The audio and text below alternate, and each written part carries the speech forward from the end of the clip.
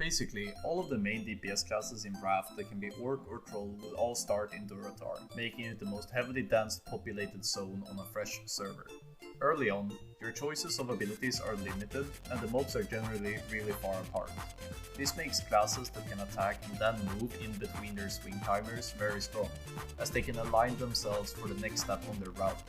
This makes one class stand out, namely the Hunter. You want to level, but you hate the idea of waiting for respawns and getting ganked.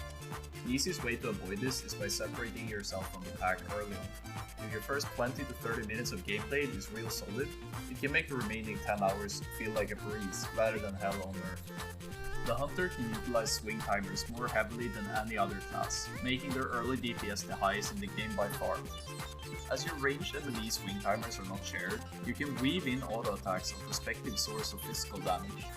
You can even traverse while doing this, making your damage contra yards per minute very high compared to a hard casting class like my mage you see here.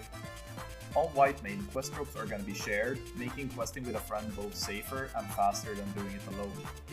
With all of the qualities I've stated about the Hunter, if you keep those in mind, it becomes the perfect partner early on for any class that's intending to level.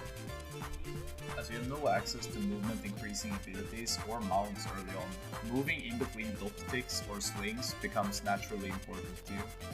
Another mechanic that we can use is the transportation function of dying, which is my favorite part of the game. When you die, you get transported to whatever graveyard is linked to the coordinates of your corpse. Here, we utilize this to do a death skip and pick up quests in Razor Hill.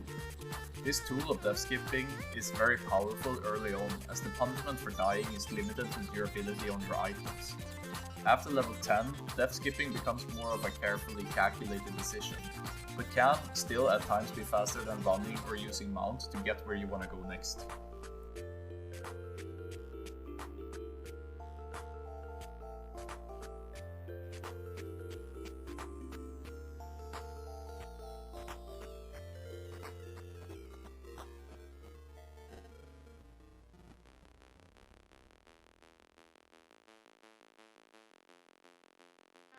In order to pick up quests really fast, you want to use an add-on that skips all of the gossip and auto-accepts or auto-turning quests upon completion. Having a plan in what order you will pick up the quests is also really good, and a good way of thinking is like this. Where do I enter the quest hub and where do I exit the quest hub? Generally, you don't want to run past the same NPC twice, so always go to the furthest away NPC and work your way towards the exit of the hub. Also, most of the quests are shareable in this game. Only quests that require a pre-quest or provide you with a specific item, like a torch, cannot be shared. Essentially, if your friend is a few yards ahead of you, he is now the quest hub.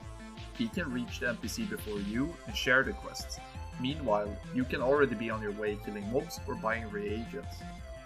Knowing which quests that are shareable and which ones that aren't can save everything from a few seconds to minutes, and across many quests across several hours, it can lead to tens of minutes.